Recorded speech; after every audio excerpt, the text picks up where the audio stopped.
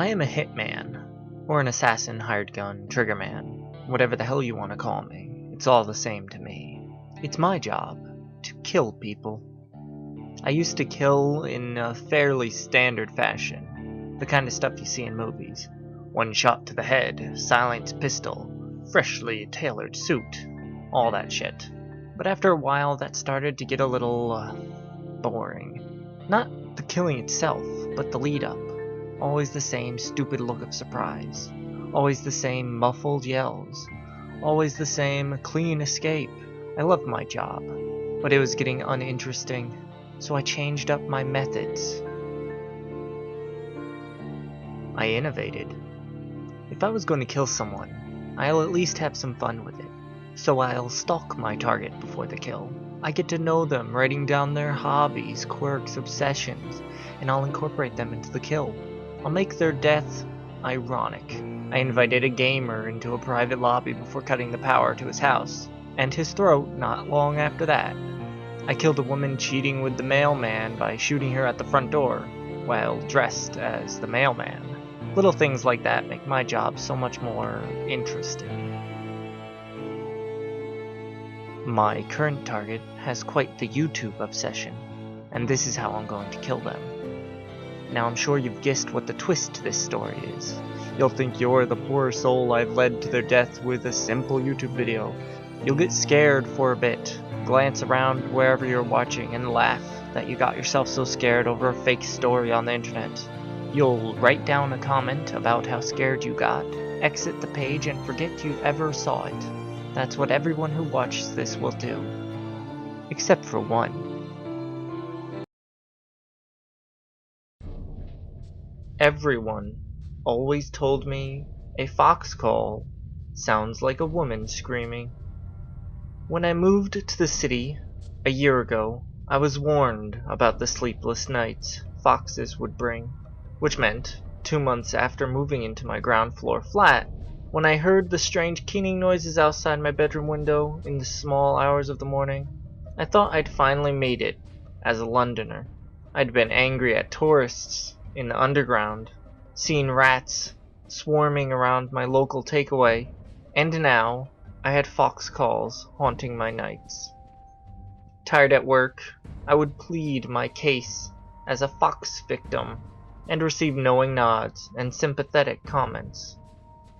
I nearly called the police. I thought it was a murder. Doesn't it sound like a woman screaming? A few weeks ago, as I lay in the oppressive dark of 3 a.m., listening to the wails from underneath my window, I thought about those comments.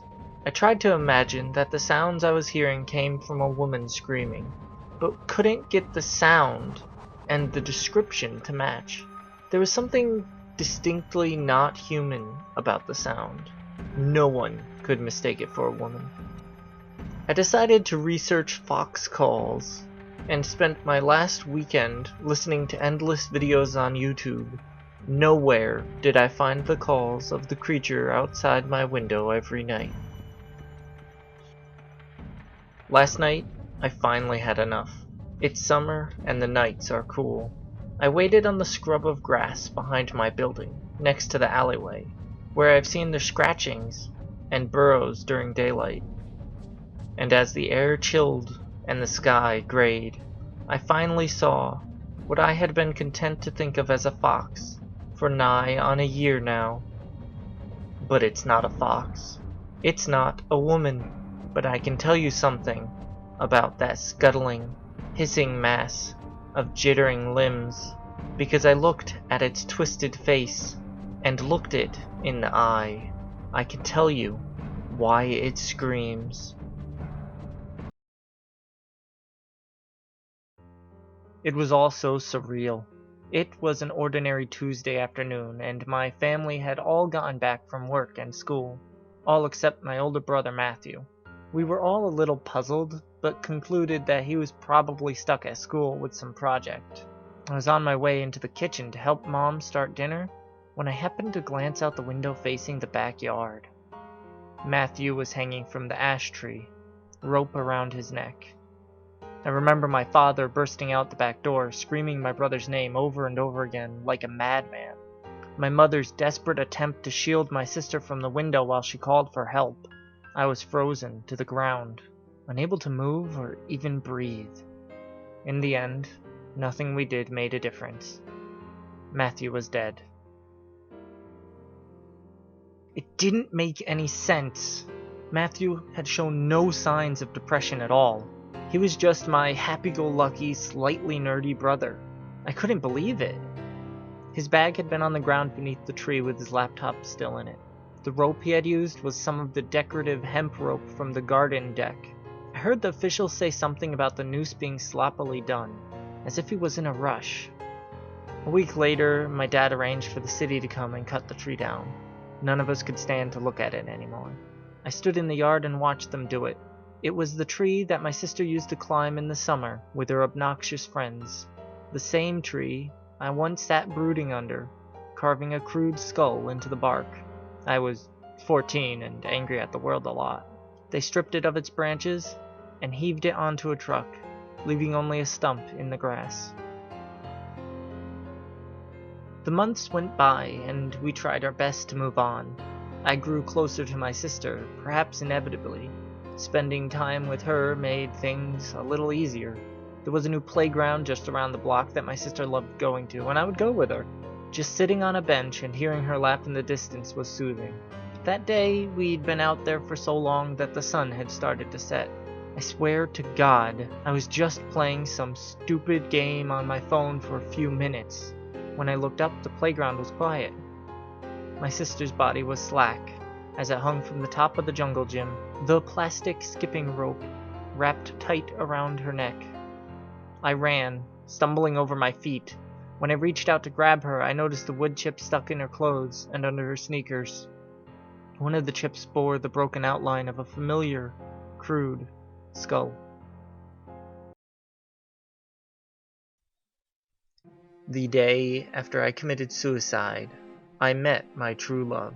He couldn't see me, of course, but I fell madly in love with the way he walked, the way he would gently touch other people and things around him, almost with a true appreciation of life. He had what I wished I had in life.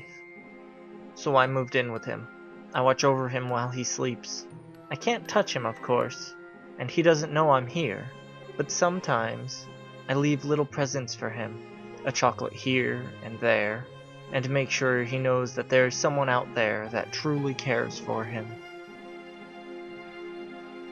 My love for him is so strong that he can even feel it at times. He called out yesterday, asking if someone was there.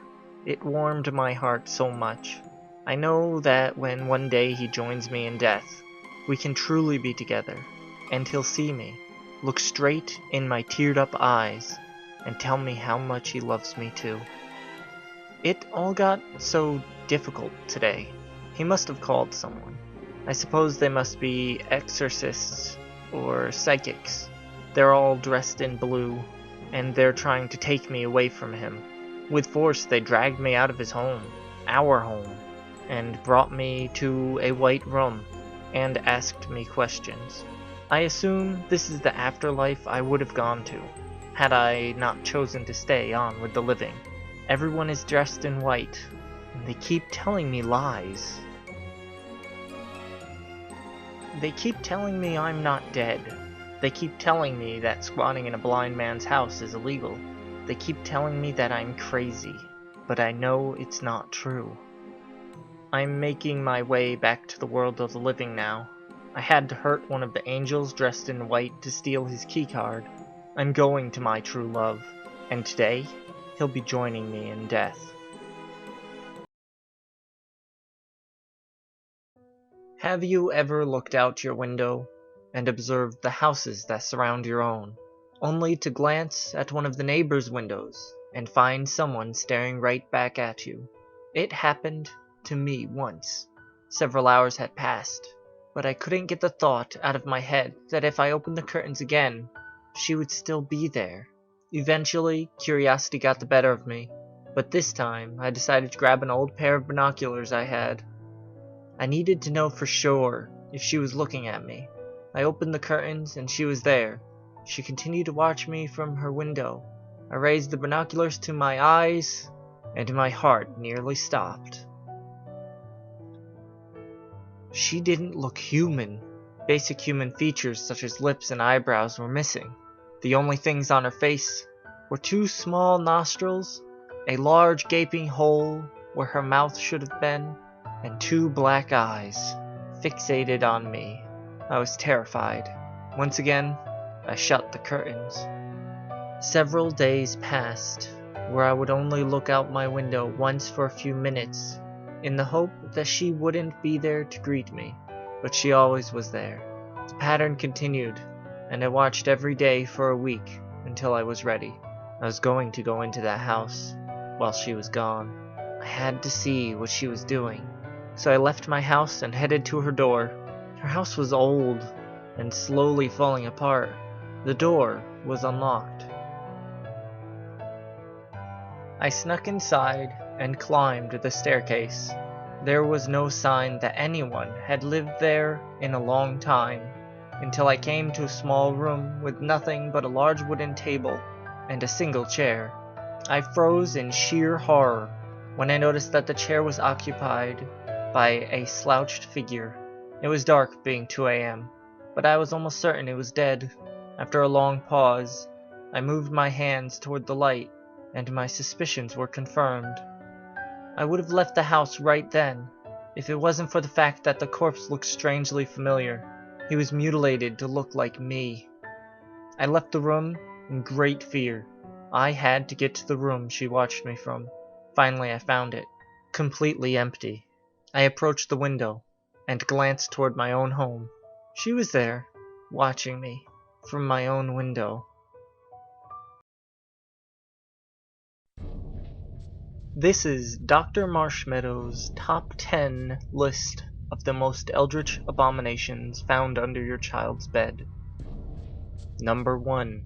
Backwards Belinda, who borrows your child's head at night, wearing it like a rubber mask as she descends into the underworld and dances at the demonic masquerades, delighting in the deception of the fellow damned.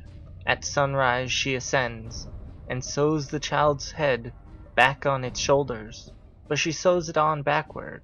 Belinda's not so good at sewing. She's quite gifted at dancing. Number 2. Spiders Bjorn, who vomits millions of teeny spiderlings into your child's sleeping mouth, where they consume the little bits of leftover food on the child's teeth. If there is no food debris available, they'll devour the tongue and other fleshy bits. Number 3. TikTok Man, an armless, legless, headless torso who, you know what? We all know about TikTok Man. Talking about him will summon him. The less said, the better. Number 4. God's sanctified army ants, colony-building insects that disassemble your child piece by piece and reassemble them at the fiery throne of their irritable and impatient deity, whose horns are like a spiral staircase and whose eyes burn like dying stars. Number 5. Farley Fiddlefingers, a long, skinny spook who replaces exactly one of your child's vital organs with a wind-up mechanical replica. Which one? You won't find out until it fails. Number 6. The Glass Serpent, a transparent-skinned snake that swallows children whole, digesting them for several weeks. The child can be seen struggling and slowly asphyxiating in the see-through stomach as the scaly captor slithers about town. Number 7. Coyote's Suckling, a crying baby whose skin is made of rawhide and scrap metal, and whose hungering wail sounds like the screech of metal against metal. Number 8. The hoary shadow, a beast well known from the old nursery rhyme. The hoary shadow lurks beneath, wearing a necklace made of your teeth. She freezes your body so you can't scream, injecting her poisons into your bloodstream. She peels your skin and chews your fat, and feeds your heart to the mutated rats. Number 9. The robotic extraterrestrial skeleton zombie. Note: this might be a fabrication of your child's imagination, as I have no documented encounters of this particular monster, but believe me, the way your child describes it is utterly terrifying. Number 10. Seriously, now, I need to tell you about... Tick-tock, tick-tock. Oh god, he's here. Tick-tock, tick-tock. He's behind me now. Tick-tock, tick-tock. My intestines are vibrating. Tick-tock, tick-tock. There's so much blood, and it's not my blood. Tick-tock, tick-tock. Why do I feel his hands on my neck? He has no hands. Tick-tock, tick-tock. Oh, help me. I'm Tick-tock, sorry. I'm tick-tock, sorry. tick-tock. I'm sorry.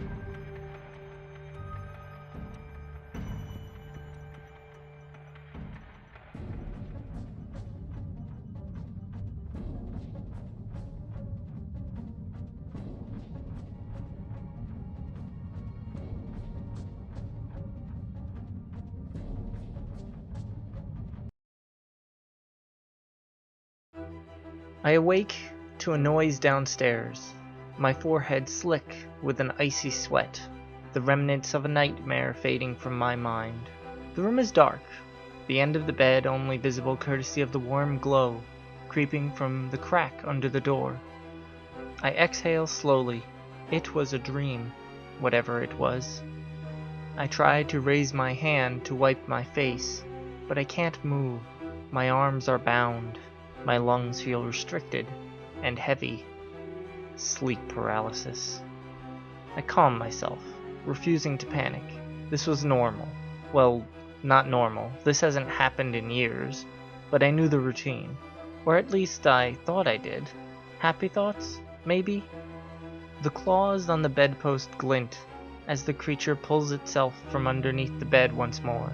It grins in longing, and I can almost imagine its quiet, screechy whisper, "Miss me," sharpened teeth, dripping with the transcendent blue of souls from whatever hell it came from. Ignore it. It's not real. I think of my Caroline, her warm figure, and her comforting smile. I think of our first date, some cheesy movie before a quiet picnic underneath a starry sky. Later, looking into eyes as she proclaims her love, clad in a white dress, before our joined families. The demon licks its lips and rests its webbed feet on my legs as it begins to slither itself towards my face. I can't feel it. It doesn't exist, but I can still feel my breathing tighten. I want to panic. I want to scream. I think of more recent things.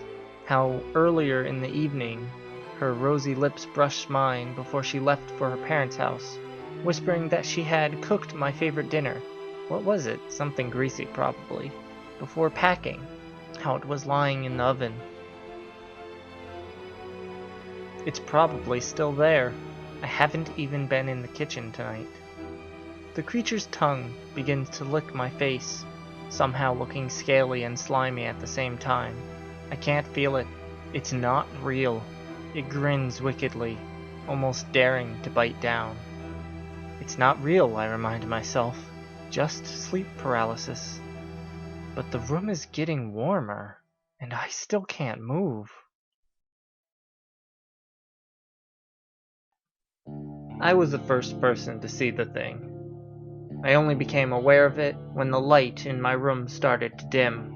I looked up from my laptop and there it was, a thin humanoid form, hunched upside down next to the lamp. I yelled. I tried to scamper away, but my chair caught on the carpet and I simply toppled over, pulling the laptop down by its cable. It didn't seem to notice. It fixated on my lamp, gingerly cupping it with its charcoal black fingers, as if it were a rare insect. Then it closed its hands, and the light was out. For a few moments, I could just about make out its dim silhouette, and then its two blank white eyes turned towards me. A dark shape started to descend. It was reaching down. I shut my eyes. The thought of it touching me made me break out in a sweat. It never did, though. I opened my eyes again.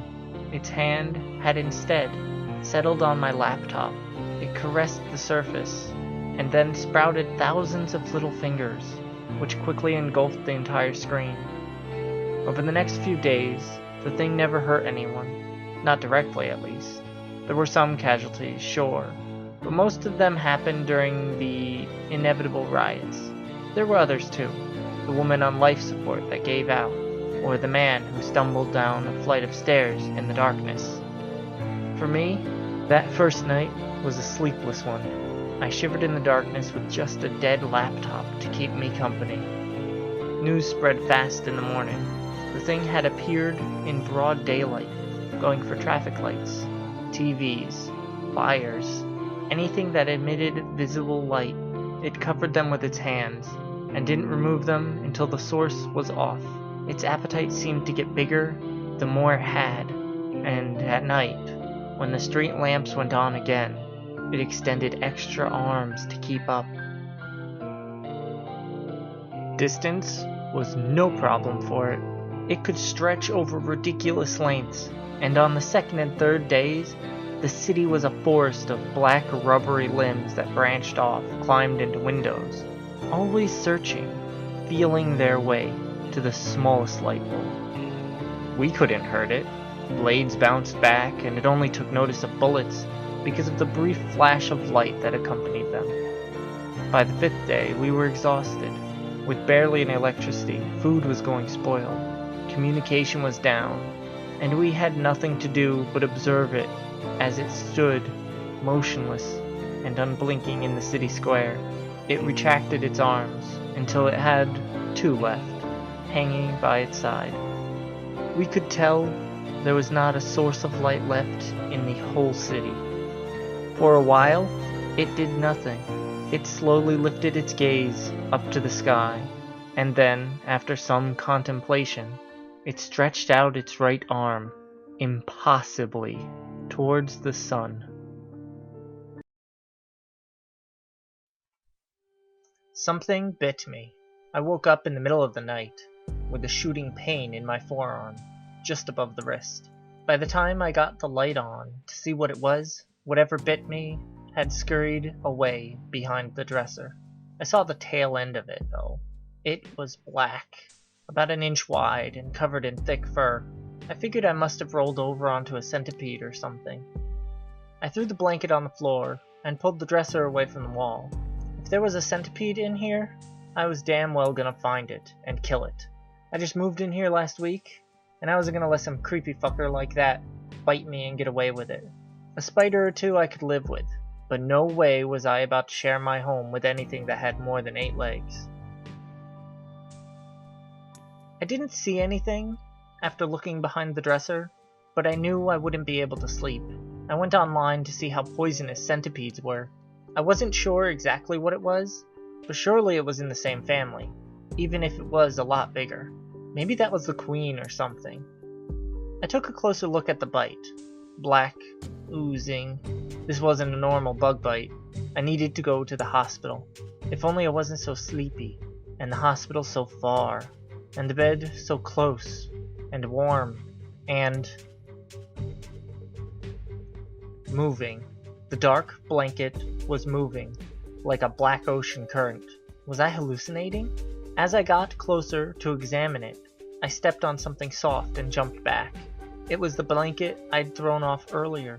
The bed was covered in millions of squirming, scuttling baby centipedes.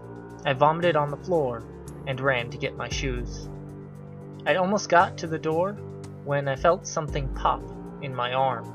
I looked at the place where I'd felt that terrible pulsating pain. It wasn't a bite, and now they were hatching. After Juliet was born, the midwife held her up by her tail to snip off the umbilical cord before dropping her into a little bathtub. She swam in circles, wiggling her cute little tail and letting oxygen seep through the pink external gills sticking out of her little neck.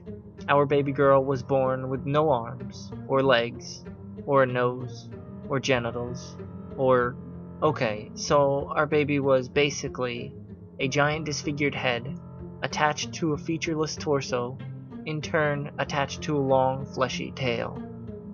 At first we were horrified, but the midwife assured us there was nothing to fear. It was something called COTARD syndrome, a congenital condition last recorded in the 19th century, where the baby had to go through a 2-stage development cycle instead of immediately assuming the adult shape. As soon as the first stage came to an end, she assured us, Juliet would become a healthy girl, no different from other kids. There were positives. Caring for Juliet was very simple. Instead of breastfeeding, I only had to pour fish feed into her tub. Instead of changing diapers, we replaced the water. When Juliet grew larger, we swapped the ugly metal tub for a transparent tank I could put on a utility cart to take my baby for strolls in the park. Juliet was as curious as any other infant, pressing herself against the glass to see the world outside. For her first birthday, we installed a pond in the garden, so she could swim outdoors if she wanted. My husband watched over her and made sure she didn't end up swallowing insects. Soon, we noticed little arms and legs developing. By the time she was 18 months old, Juliet could breathe through her nose and crawl outside of the pond. Her gills were disappearing. She was learning how to talk, and her tail was small enough to hide inside a diaper. By the time she was 2.5, she became indistinguishable from other kids her age. We had enough money saved to move to a different state when it was time for Juliet to go to school, so she would no longer be haunted by her reputation as the tadpole kid. Our daughter would grow up like any other girl, listen to music, have boyfriends, go to college, disappoint her parents, and so on. Or so we thought. At the age of 12, Juliet ended up in the hospital because of severe back pains. Initial examinations suggested cancer, but it soon turned out the growths on her skin were developing into fully fledged organs of sorts.